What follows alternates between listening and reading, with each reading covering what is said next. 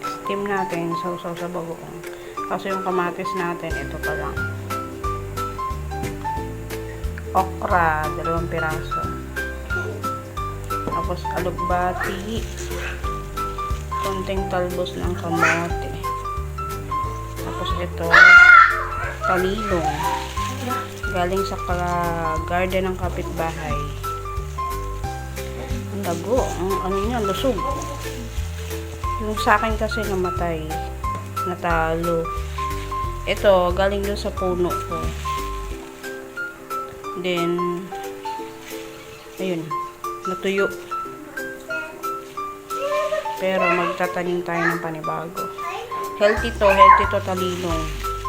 Parang halos kapantay niya, yung sustansya niya kapantay ng malunggay. Steam lang to.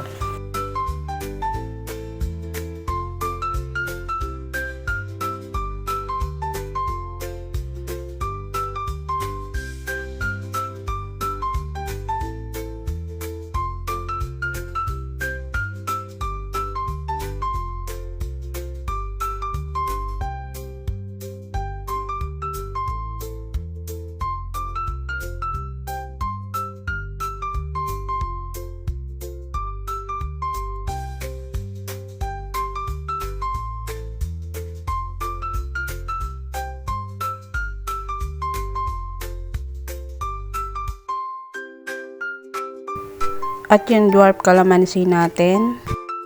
Ano na malaki. Huwag mo siyang iismulin. Kasi hindi nauubusan ng bunga yan. 3 times na yung nagpalit ng bunga. Pagkakaubos niya, mamumulaklak ulit. Tapos, ayan. Papalakihin mo lang. At ito naman yung Korean dwarf silico. Pag hilaw pa siya, kulay purple or violet. Then, pag hinog na siya, naging red din siya. Ito yung kamatis natin, mga hilaw pa. Bubot pa yung kalamansi natin. Meron din tayo 2 sili, isang violet pag hilaw. Pag hinog na siya is kulay red.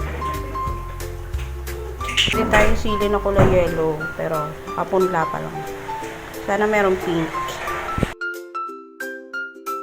Gusto ko sana na malunggay guys, kaso lang tingnan mo yung puno namin. Pudpud na. Uhu. Tapos may bagoong tayo dito. Galing Lubo, Batangas.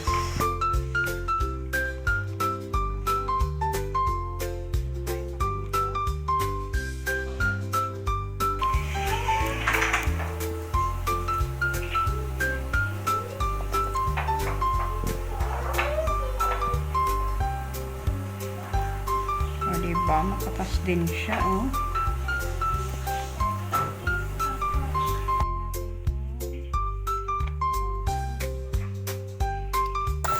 Charan! Luto na.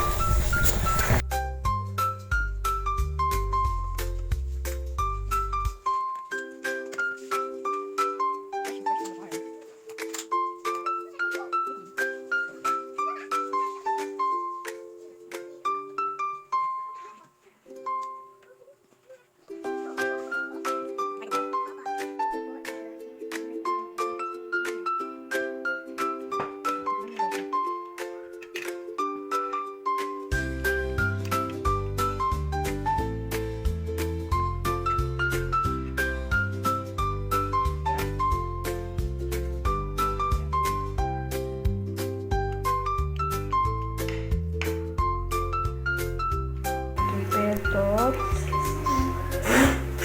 sorry kay ate na inubos yung okra. Mission accomplished. Kaya kailangan hindi laging sinasanay yung mga bata sa masarap na ulam. Paminsan-minsan, simpleng ulam lang.